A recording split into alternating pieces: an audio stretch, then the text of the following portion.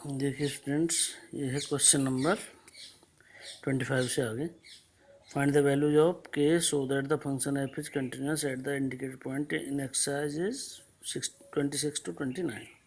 ये 26 से 29 तक जो क्वेश्चन दे रखे हैं उनमें के की वैल्यू निकालनी है, और इनके सामने जो पॉइंट दे रखे हैं उन पॉइंट पर ये फंक्शन कैसे दे रखे हैं, कंटिन्यूस दे रखे हैं। जैसे हमारे पास 26 है तो इसमें एफ एक्स हमारे पास ये हो गया k cos x upon pi minus 2x, f x equal to x not equal to pi by 2। 3 हो गया f x equal to pi by 2। तो at x equal to pi by 2 पर हमें continuous given है पहले से ही, हमें continuous prove नहीं करना। कंटिन्यूस दे रखा है, कंटिन्यूस वाली कंडीशन को यूज करोगे और के की वैल्यू निकालनी है तुमको बस। अब यहाँ पर देखिए कैसे करना सॉल्व इसको। ये हो गया हमारे पास f x equal to k cos x upon pi minus 2x, f x not equal to pi by 2। 3 दे रखा है f x equal to pi by 2। अब at x equal to pi by 2 पर हम एल एच एल निकाल लेते हैं। X not equal to pi by 2 का मतलब तुम्हें पता होगा कि एक्स की वैल्यू पाई बाई 2 के इक्वल नहीं है, या तो पाई बाई 2 से कम है या पाई बाई 2 से ज़्यादा है। तो हमने लिया पहले L H L. L H L होता है limit x tends to pi by 2 negative.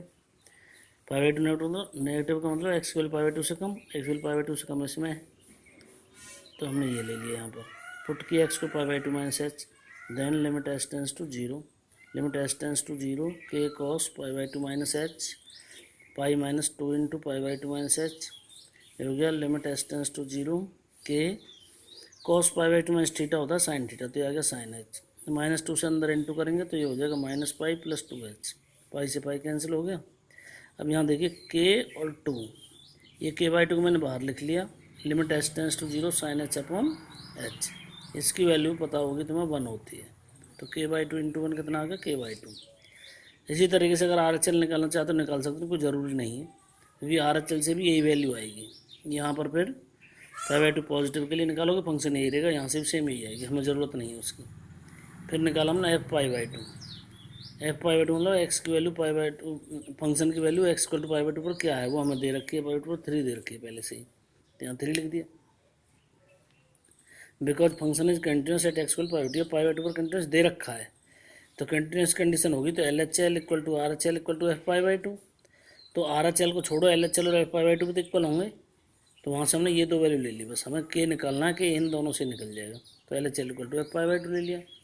अब k by 2 equal to 3, L H L k by 2 है, एफ पाई बाई 2 3 है, के बाई 2 इक्वल टू 3, के इक्वल टू कितना आ गया 6 आ गया।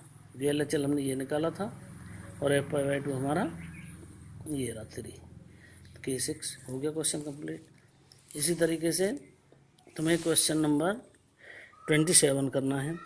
ये एक्स इक्वल टू 2 पर हमें कंटिन्यूस दे रखा है, तो तुम क्या करोगे, यहाँ से एल एच एल निकालो 2 पर, यहाँ से कोई वैल्यू आएगी एल एच एल के लिए, आर एच एल के लिए 3 होगा, दोनों को इक्वल रख देना, because function is continuous at x equal to 2, so L H L equal to R H L, वहीं से के निकल जाएगा। यहाँ भी L H L R H L निकाल लेना, उनसे ही निकल जाएगा, यहाँ भी L H L R H L निकाल लेना, उन्हीं से निकल जाएगा दोनों से। तो 29 तक बिल्कुल सेम ऐसे ही। क्वेश्चन नंबर 30 है, find the values of a and b such that the function defined by f x equal to 5 if x less than equal to pi by 2, a x plus b पे x greater than 2 less than 10, 21 पे x greater than equal to 10 is a continuous function. अगर ये function continuous है तब हमको ए और B की value निकालनी है। ये फंक्शन कंटिन्यूस हमें दे रखा है, ये फंक्शन कंटिन्यूस है, इसका मतलब है सभी रियल वैल्यूज के लिए कंटिन्यूस है, यानी एक्स इक्वल टू 2 पर भी कंटिन्यूस होगा और एक्स इक्वल टू 10 पर भी क्या होगा, ये कंटिन्यूस। तो 2 और 10 पर ब्रेक हो रहा है, तो हम 2 और 10 पर इसको कंटिन्यूस लेके चलेंगे, वहीं से अपने आप ए और बी की वैल्यू निकल जाएंगी। देखिए कैसे, ये है एफ एक्स इक्वल टू 5 दे रखा है, पे x less than equal to pi by 2, a x plus b दे रखा है, पे x greater than 2 less than 10, 21 दे रखा है, पे x greater than equal to 10।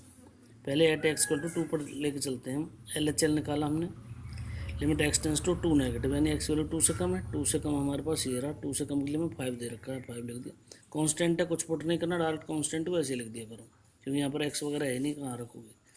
Are H L x tends to 2 positive x की वैल्यू 2 से ज़्यादा, ये ग्रेटर देन 2 ये लिखा हुआ, तो इसके लिए function a x plus b हो गया।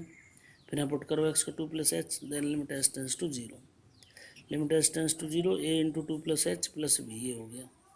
लिमिट हटाओ, एच को 0 रख दिया, तो ये आ गया 2a प्लस बी आ गया। F2 निकालने की जरूरत नहीं, इन दोनों से काम चल जाएगा। Because function is continuous, function में कंटिन्यूस दे रखा है तो 2 पर भी कंटिन्यूस होगा, तो इसलिए LHL और RHL दोनों इक्वल होंगे। सो LHL इक्वल टू RHL, तो एक वैल्यू है 2a + b इक्वल टू क्या हो जाएगा 5 के इक्वल। इसे इक्वेशन फर्स्ट मान लो। फिर एट x इक्वल टू 10 पर भी ऐसे LHL निकालो। Limit x tends to 10 negative ax + b, यानी x वैल्यू 10 से कम यहाँ दे रखी है लेस देन 10, उसके लिए फंक्शन हमारा ax + b है।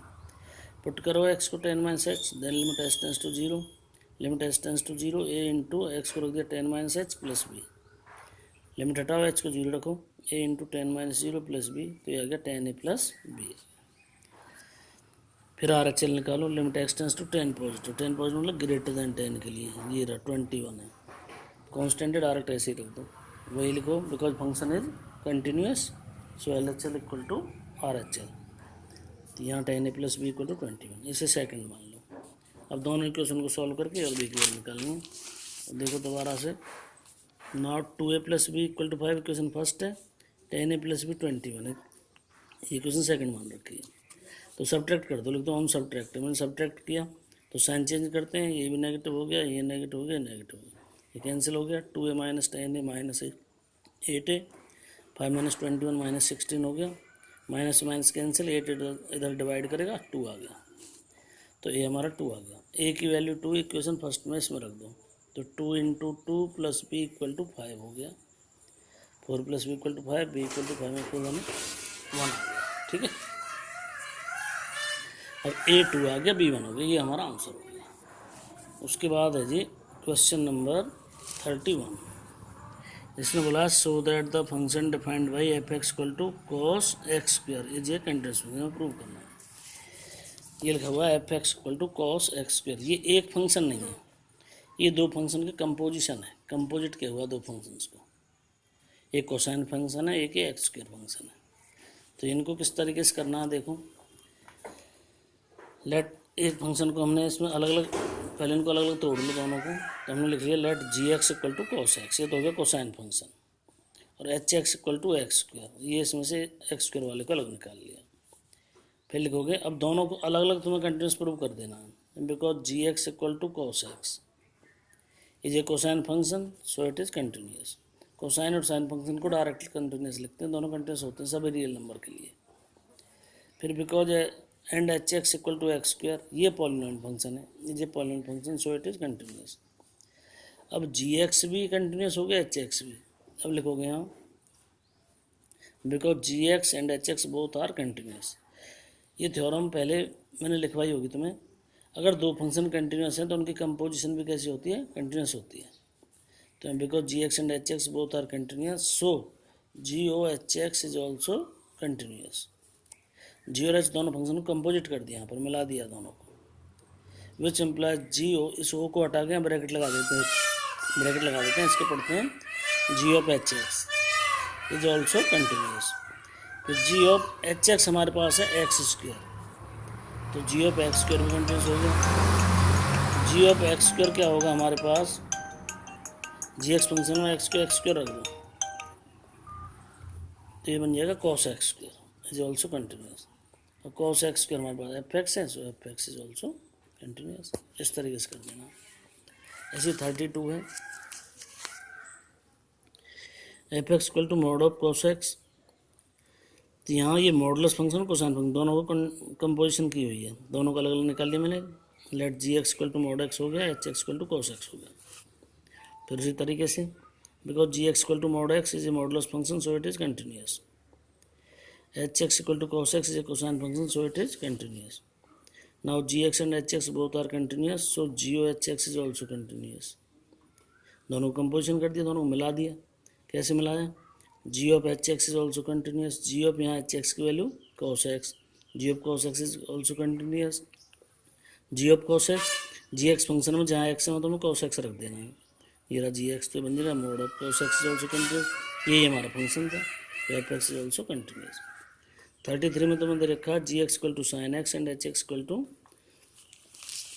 देखो 33 में ये दिया हुआ था साइन mod x, तो यहाँ पर मैंने दोनों को अलग अलग करके लिख लिया, let g x equal to sine x and h x equal to mod x, ऐसे लिखना तुम। फिर ऐसे ही करके चले जाओ, because g x equal to sine x is a sine function so it is continuous and h x equal to mod x is a modulus function so it is continuous.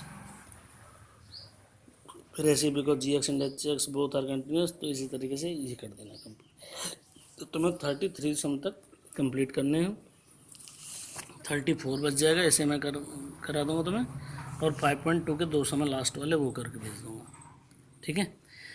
वो आज ही भेज दूंगा, टाइम मिल गया तो। और अब तुम्हारा Monday को चैप्टर 3 की 3.1, 3.2, 3.3 इनका टेस्ट लूँगा मैं, तो इसलिए मंडे तक वो रेडी कर लेना अपना, ठीक है।